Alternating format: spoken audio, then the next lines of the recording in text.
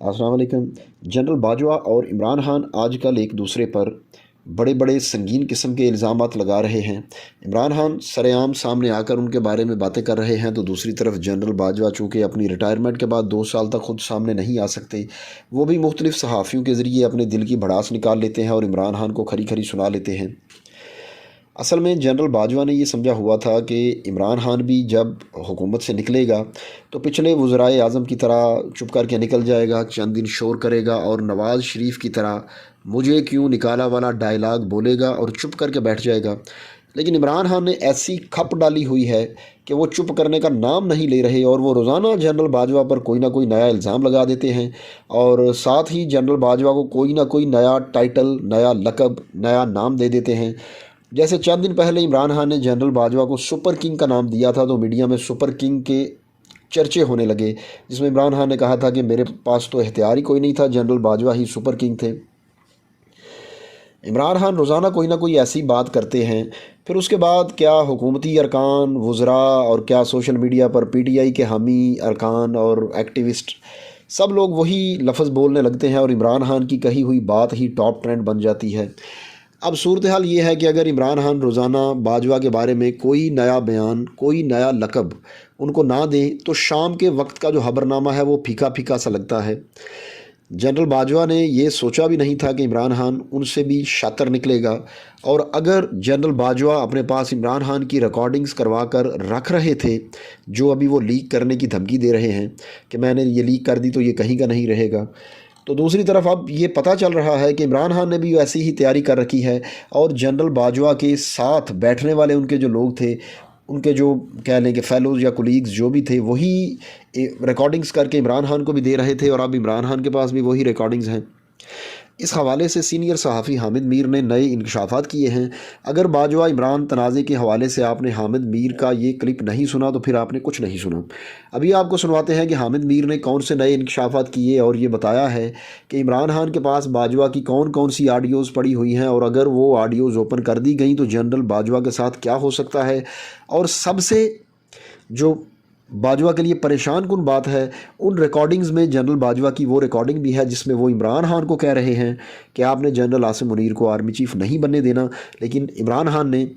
General Asim Munir के army chief बनने के रास्ते में रुकावट नहीं डाली और वो तरीके से बिल्कुल बग़ैर किसी रुकावट के आर्मी चीफ़ बन गए। कोई डेडलॉक पैदा नहीं हुआ। उससे जो डेडलॉक पैदा होगा उससे जनरल बाजवा क्या फ़ायदा उठाना चाहते थे, ये बातें भी इमरान खान ओपन करने के बारे में सोच रहे हैं। अभी इन सब बातों के हवाले से आप हामिद मीर का ये क्लिप सुने, फिर आपको पता चलेगा कि वो क्या कह रहे हैं। और बाजवा साहब सिर्फ साफ़ियों को नहीं मिल रहे बल्कि वो कुछ सियासतदानों को भी मिल रहे हैं और 5-5, 6-6 घंटे तक वो उनके सामने अपना मौक़िफ़ बयान करते हैं और कुछ और भी लोगों को मिल रहे हैं। देखें, ये इमरान खान साहब ने ये जो बाजवा साहब पे एक फ्रंटल अटैक खोला है उनकी रिटायरमेंट के बाद, ये मेरा ख्याल है कि वो बहुत सोच समझ के कर रहे हैं और कुछ चीज़ों का मुझे भी इल्म है। मैं ये समझता हूँ कि अभी तक इमरान खान जो हैं उन्होंने जनरल बाजवा साहब के बारे में 10% भी बातें जो हैं वो जो उनको पता हैं वो नहीं की। उसकी बहुत सी वजूहात हो सकती हैं। शायद वो चाहते हैं कि बाजवा साहब पे वो तनकीद करें, उनको बाजवा साहब की जो शख्सियत है उसकी काफ़ी समझ है, तो उनका ख्याल है कि ये रिएक्ट करेंगे और रिएक्ट करने में ये कोई गलती करेंगे तो उसका इमरान खान साहब फ़ायदा उठाएंगे। लेकिन ये मैं आपको बता सकता हूँ कि इमरान खान साहब ने बाकायदा एक पूरी लिस्ट बनाई हुई है कि उन्होंने बाजवा साहब के कौन कौन से मामलात जो हैं या उनकी नज़र में जो क्राइम्स हैं, मैं उनको मामलात का लफ्ज़ देता हूँ, उस पर उन्होंने उनको एक्सपोज करना है और अभी वो इंतज़ार कर रहे हैं कि उनको गिरफ़्तार किया जाए या उनको डिसक्वालीफाई किया जाए। मैं बार बार रिपीट कर रहा हूँ, आपको बता रहा हूँ कि 10% भी अभी इमरान खान नहीं बोले। और दूसरी तरफ बाजवा साहब लोगों को कहते हैं कि मैंने तो अभी 5% भी इसके बारे में नहीं बोला, मेरे पास भी बहुत कुछ है। जैसा कि आपने भी जिक्र किया कि बाजवा साहब बकौल एक एंकर के कि उन्होंने बाजवा साहब ने ख़ुद इमरान खान साहब की बहुत सी रिकॉर्डिंग की हुई है, तो शायद बाजवा साहब को ये नहीं पता कि जो उनके साथी थे जिनको वो बहुत अपना काबिल एतमाद साथी समझते थे, वो उनकी रिकॉर्डिंग्स करके इमरान खान को देते रहे हैं। तो आप ज़रा सोचेंगे इमरान खान जो है वो इतने एतमाद के साथ बाजवा साहब को चैलेंज क्यों कर रहा है, उन पर अटैक क्यों कर रहा है, कोई ना कोई चीज़ वजह तो होगी ना। तो इमरान खान साहब जो हैं वो कुछ ऐसे मामलात भी तश तश बाम करने का इरादा रखते हैं कि जिससे सिर्फ बाजवा साहब की ज़ात को नुकसान नहीं पहुंचेगा, हो सकता है कि इतना रिएक्शन हो, इतना बड़ा तूफ़ान आ जाए कि उसमें फिर इमरान खान साहब को भी नुकसान हो सकता है। लेकिन शायद इमरान खान साहब जो हैं वो उस शेर के मुताबिक उन्होंने पॉलिसी बनाई है कि हम तो डूबे हैं सनम, तुमको भी ले डूबेंगे। तो उनका एक ख्याल है कि बाजवा साहब पे जब वो अटैक करेंगे तो फिर उनके साथ जो एसोसिएटेड लोग थे वो भी सामने आएंगे, तो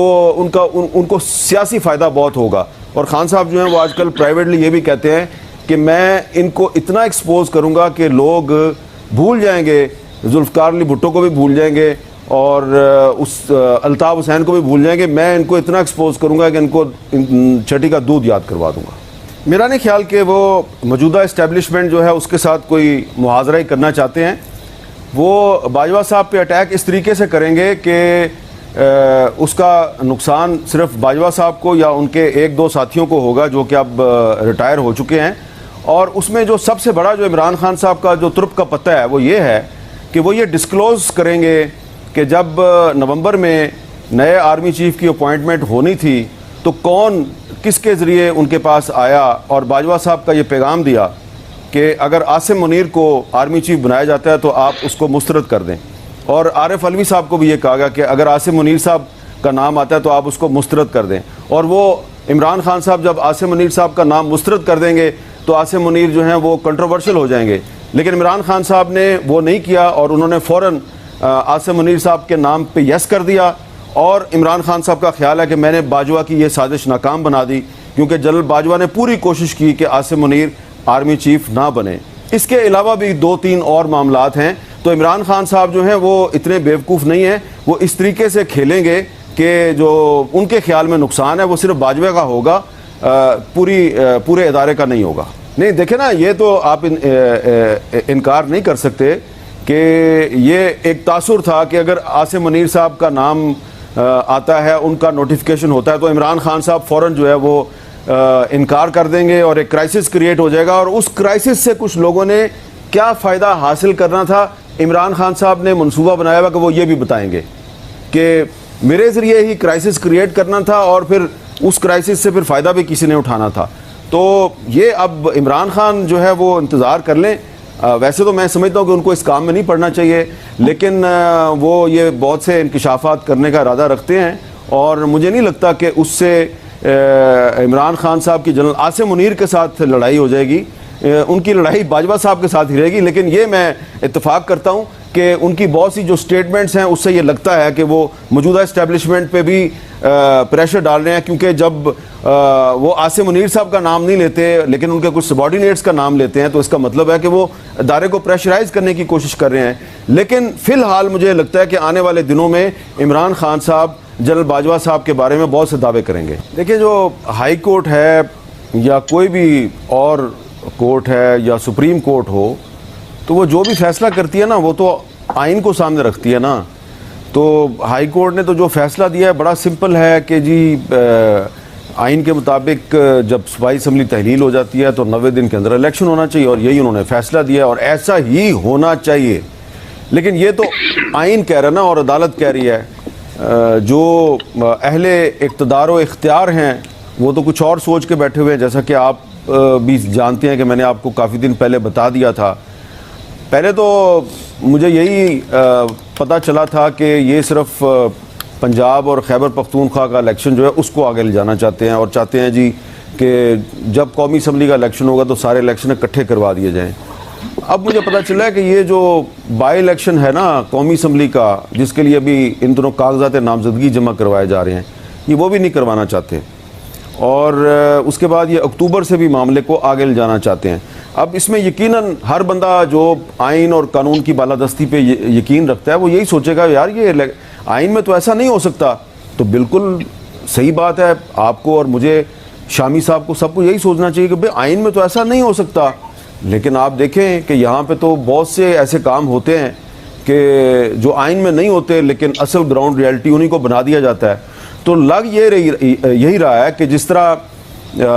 माजी में होता रहा है कि बहुत से अदालतों के फ़ैसले जो हैं उस पर अमल दरामद नहीं होता, और कुछ ऐसे भी फ़ैसले हैं जिन पे अदालतों ने अमल दरामद करना था और अदालतों ने भी अमल दरामद नहीं किया। तो उनकी एक फहरिस्त बनाई जा रही है कि अदालतों के कौन कौन से फैसलों पर अमल दरामद नहीं हुआ और अदालतों ने भी अपने कौन कौन से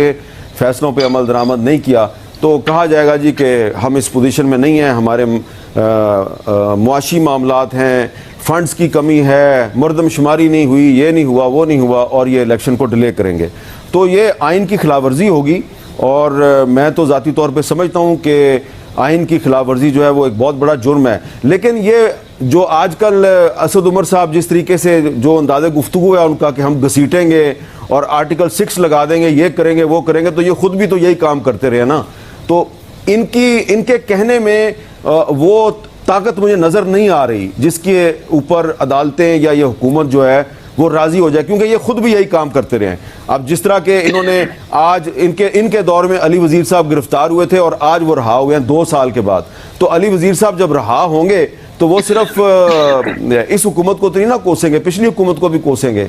तो इसलिए ये जो इनकी मुख्तलिफ सियासी जमातों की जो इंटरनल कंट्राडिक्शंस हैं उनका ये एक दूसरे को फ़ायदा उठाने देते हैं और कभी उठाने नहीं देते। लेकिन इस मरतबा ये ऐसे लग रहा है कि जिस तरह पहले तहरीक इंसाफ जो है वो कुछ ताकतवर लोगों की मदद से जो चाहती थी वो कर लेती थी, अब वही काम मुस्लिम लीग नून और पीपल्स पार्टी करने वाली है।